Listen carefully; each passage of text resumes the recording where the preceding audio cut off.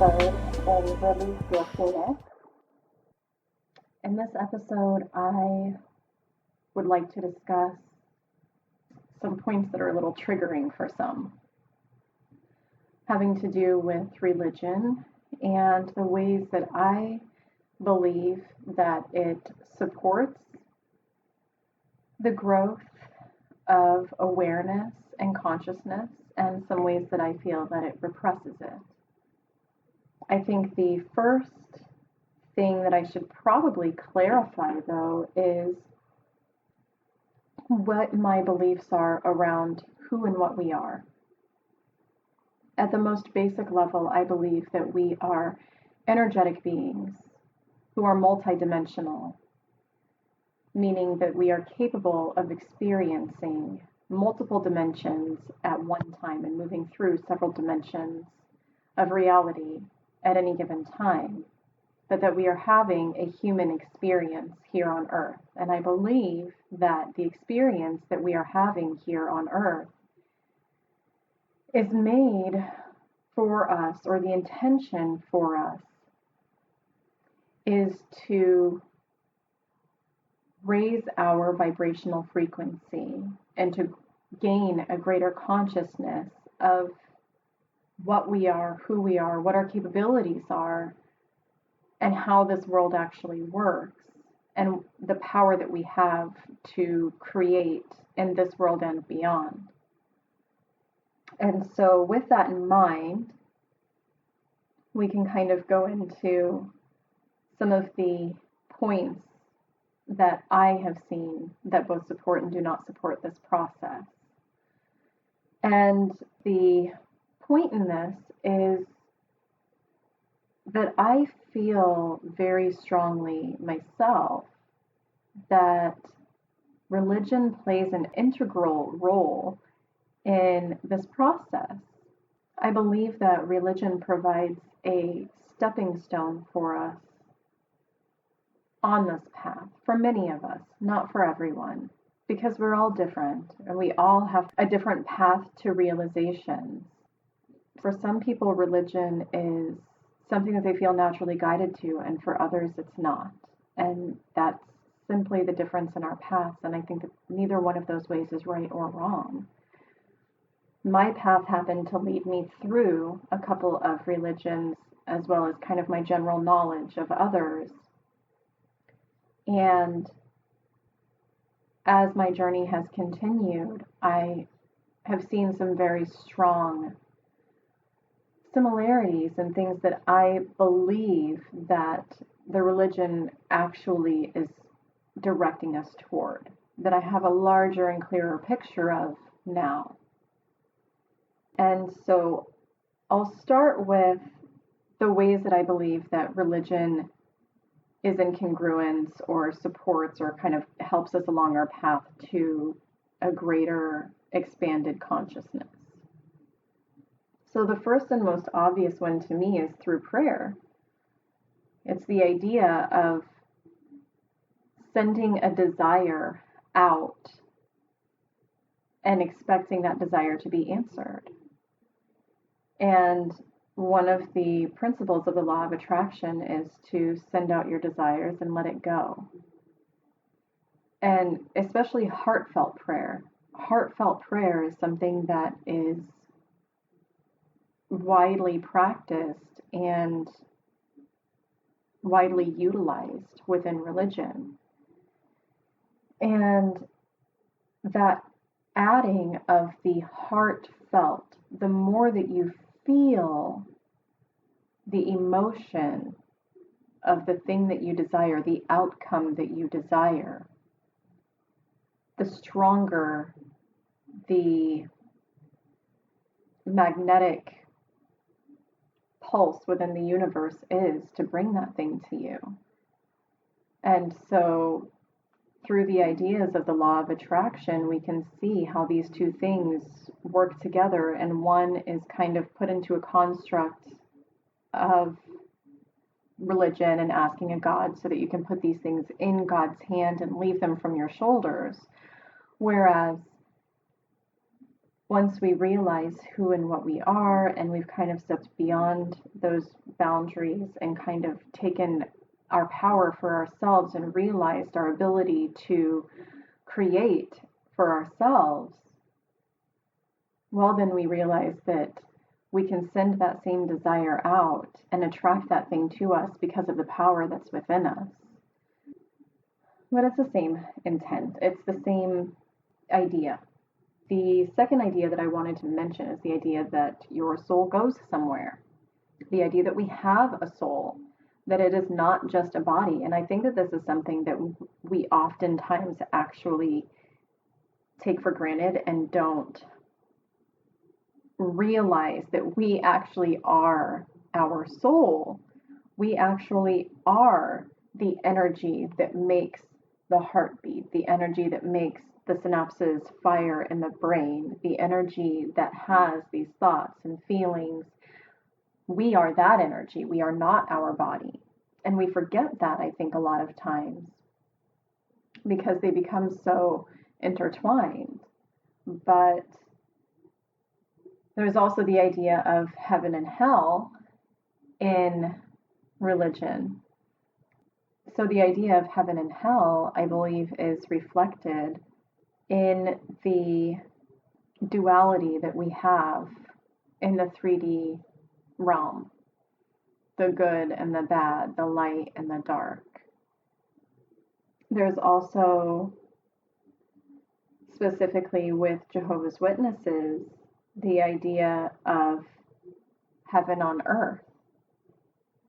And this really resonates with me now because of the ideas of raised awareness and consciousness. And that kind of pairs with an idea from Islam where they believe that there are 7 levels of heaven. And it came to me actually just the other day that those 7 levels of heaven, I believe, are actually referring to the 7 chakras within our body. And the idea of the Jehovah's Witnesses believing that heaven is actually on earth, and the same ideas of the awareness now that many have of the state of consciousness worldwide and the way that it is increasing so exponentially right now, that we are having a global sort of awakening right now that's happening now, and we're having an experience where we are all raising our vibrational frequency. Those 7 levels of heaven within Islam, it is believed that the 7th level is the one that is closest to God, which would be our crown chakra. And so, of course, once we are all working from our heart space and have cleared these chakras and energy is flowing, that would obviously create sort of the quote unquote utopia, right? The heaven on earth.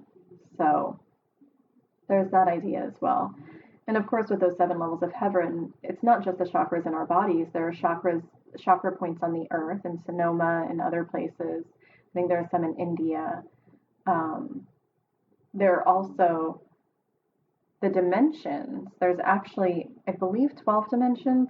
Don't quote me on that. But the 1st through 7th dimensions are the ones as they relate more to our experience of the world and our human experience and our human form.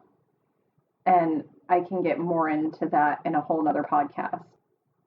The Jehovah's Witnesses also had an idea about there being 144,000 who their heaven would not be on earth, that they had a feeling that they didn't belong on earth, and that it was just this knowing within them that they didn't belong on earth, that this wasn't their home. And when I learned about star seeds, and it was explained to me that there are star seeds who identify very strongly with their cosmic home, that they feel as though they don't belong here on earth. That obviously kind of reminded me of the idea that the Jehovah's Witnesses have of a recognition that there are those who don't feel as though earth is their home. And that, again, starseeds is another thing that's a whole another podcast of time, a whole another podcast topic. But there is also the idea, and I'm not sure how many religions, honestly, or how many, Abrahamic religions specifically, but how many religions actually teach the following principles. I just know them from Islam because it is the one that I practiced the longest. But in Islam, they believe that good women are for good men and bad women are for bad men. And of course, we have that duality, the 3D duality of good versus bad. But I believe that that actually refers to our frequencies, because we will naturally bring into our lives a partner who is a reflection of us and our wounds and the healing that we are ready to embark upon, who will reflect that to us. And our partners are of a similar frequency to us, just as all of the people that we invite into our lives, that stay in our lives, are a similar frequency to us. They also, in Islam, teach not to chase money. They actually say, in the Quran, it actually says that if you've chased money your entire life, then in heaven, the money will be like a snake around your neck, I believe is what it says. But it clearly looks down on that. And of course, the belief when it comes to the law of attraction and things like that, it's not wrong to desire money, but if you chase it from a space of lack, you're going to repel it. And also, I very strongly believe that money is actually not what we want anyways. It's the feeling that we believe money will give to us. It's the experiences and then the feeling that we believe those experiences will give to us. And so we're actually supposed to go for the feeling first, again, going back to the heart, because the emotion is the most powerful part of setting our intentions. Also in Islam, they believe that intention is everything. That if you intend to do something wrong but you don't do it, then it's quote unquote not a sin. If you intend to do something good, even if you don't do it, then it's counted quote unquote towards your good deeds. But everything is based on intention. They believe that God knows your heart and that He's the only one that can know your heart, which makes sense because the universe, all we have to do is put this energy out to the universe through our heartfelt. We don't have to speak it out loud. And that energy, that vibration goes out to the universe, and it comes back to us. So that's another belief within Islam that supports this process that I now understand more deeply through my healing in this place of expanded consciousness, of kind of taking my power back within me, which we'll get to in a second. But in Islam, they also believe that God provides for you. There's a story that Mary needed some food, and that she knew that it would come, that she trusted that it would come, and it did. And she ended up with all of these exotic fruits and vegetables, and when she was asked where they came from, she said, God provided them to me. I also believe through what I've learned that the universe always provides, and I've always believed that, so it wasn't difficult for me to jump to the God provides sort of thing. But if you expect the universe to provide, it will. And if you expect to live in scarcity and you expect negative things to happen, then that's what's going to happen. We've all experienced people who have these negative stories about how they're the victim and bad things always happen to them. And sure enough, bad things always happen to these people, because whatever you put out is what you get back. So if you have the belief and the expectation that you're going to be provided for, you will, always. And I've experienced this many, many times. I have been without money and not knowing where I was going to live many times. And I've always known that I didn't have to worry about it. Something would take care of me. I never had to worry about it. I was never left on the streets. I was never in subprime living conditions. I've always had very clean, comfortable places to live, because I've always expected that I would have at the very least that. In Islam, they also teach you that children are the greatest gift, and that they are your road to salvation, that they are the only person who can intercede for you on the day of judgment. And I, from the point of view that I have now, have recognized that our children are the most pure reflection of us. That our children, if we are willing to look at that and see the things that are triggering us and willing to learn and grow from that, they have immeasurable growth for us. And of course, through that healing and raising our vibration, we clear the energy through that crown chakra, which gets us closer to God or salvation, as far as the religion explains. So these are all of the ways that I have seen, or that I have recognized from my understanding, that religion does support this idea or this clarity that I now have of who and what we are and why we're here and kind of how this stuff works. But there are so many ways, as oftentimes I've seen when people get involved, things get distorted. And there's a lot of greed, there's a lot of power hungriness, and the power is taken away from us as individuals. The power that we have within us is repressed on several levels that I've seen through religion. And the reason that I am not religious, despite all of those things that I saw that did support this, are because of these fundamental ways in which I felt repressed and shoved into a box where I could not become my full authentic self and realize and really embody my abilities within the confines of a religion. And like I said, I'll point these out. Again, I will remind you that there is no right or wrong. I know a lot of people who this hasn't bothered them, that they have been able to reconcile this. This is, of course, my podcast and my point of view. The first and most obvious from the very beginning of the Abrahamic faiths is the repression of feminine power. Now, there were, of course, a lot of religious beliefs surrounding gods and things like that prior to the Abrahamic beliefs, where there was not the repression of feminine power, where they were actually revered. But starting with the Abrahamic faiths, the feminine power and feminine energy has been systematically repressed.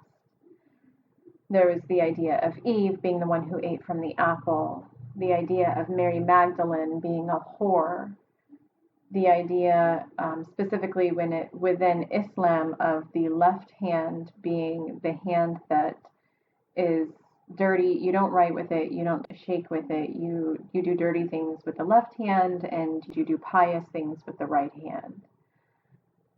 There's also the idea within religion and now society of the energies of woman. There are two energies that run through women that make up the feminine energy.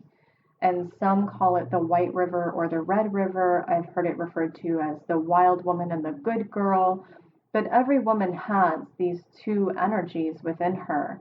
And the wild woman or the red river has been repressed.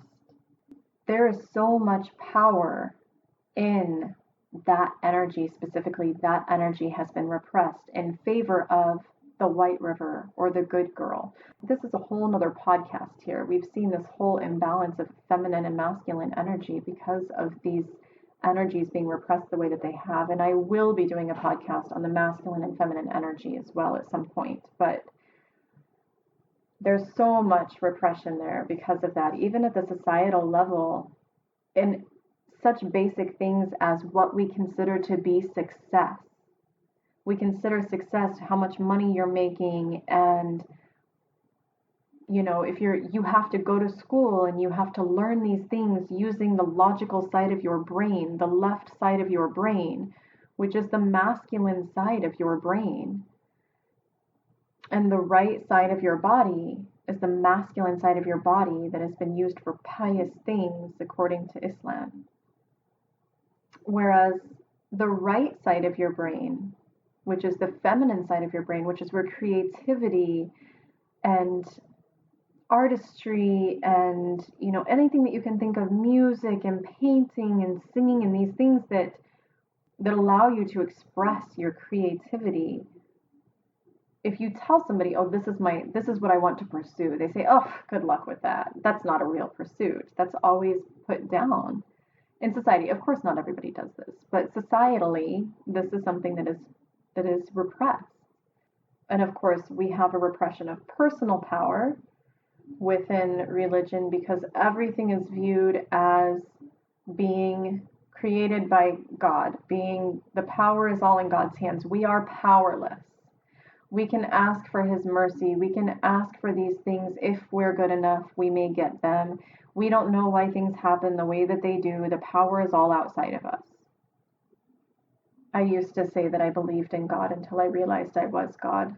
And that triggers a lot of people, but I really do believe it. So there's a trigger for you. There's also this idea of the judgment. Everything that you do is being written down and recorded in a book. And there's this judgment, the judgment day that's going to happen where you're going to be punished for the things that you've done wrong. And if your good deeds outweigh your bad deeds, then you will make it to heaven. And this idea of worthiness, whether or not you're worthy. And here are these saints who have done all these things, or here are these people who are closest friends to God. You'll never make it to their level. You never can hope to do that, but you can try your best and see how close you can get. So comparing yourself to others and never measuring up. And, also going back to the judgment, there's the idea of blaming the tendencies and habits that we have that are caused by deep emotional wounds on Satan. Again, taking the power away from us. We don't want to feel like a victim. We don't want to feel like it was our responsibility. It was Satan. So then we're always reaching outside of ourselves for, oh, why am I doing this thing? God, please help me. And Satan, leave me alone. And, gosh, if I just draw closer to God, then, Satan will stop leading me to this temptation. When really, all of this is within us. And the only way through it is to accept it. Figure out where these wounds came from, which 95, I would say at least % of the time came from our childhood, from our parents who didn't know any better. And healing those wounds, reparenting ourselves through those things. I will be doing a guided meditation for this process as well at some point here in the near future. But when we have these ideas of judging ourselves negatively for the tendencies and habits that we have, and we believe that we are going to be judged, well, my goodness, how are we supposed to heal when we can't even accept ourselves? No wonder we're always looking outside of ourselves for acceptance. We're taught to look outside of ourselves for acceptance if we're raised in a religion. And also, I just realized there is an idea of the judgment and everything being recorded in a book that does support where my beliefs stand right now, which is in the Akashic records. And for those of you that don't know what this is, we'll probably be doing a whole podcast on this as well. But there is the idea of the Akashic records where we can have access to our past and future and all things that have been written in the timeline that we are currently on. And so that actually is a way that it sort of supports and also does not support this process as far as I'm concerned.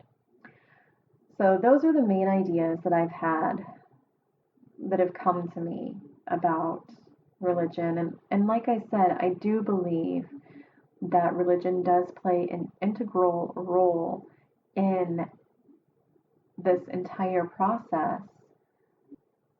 In Islam, they teach that the Quran was not revealed all at once, and that the boundaries and guidelines, especially the restrictive ones, were not placed all at one time.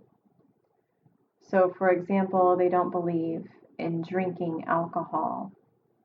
It's forbidden, but it wasn't forbidden all at once. There were guidelines that were set down, there were steps that were taken to that boundary being placed. And so I believe also there's value in, of course, we can't learn all of these things all at once. I'm sure that everyone who has a story of a journey to an expanded consciousness has a story. It's been a journey. It's been one step after another. There's been one realization after another. And so that's another way in which it's supported.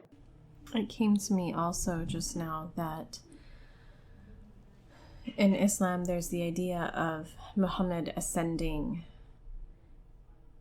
and meeting all of these people from history, meeting all of these other prophets, meeting Jesus. And actually, this is something that through both the Akashic records and through different dimensions that we have access to would actually be possible with the understanding that I have now, as well as in Islam, the idea that the first word that was ever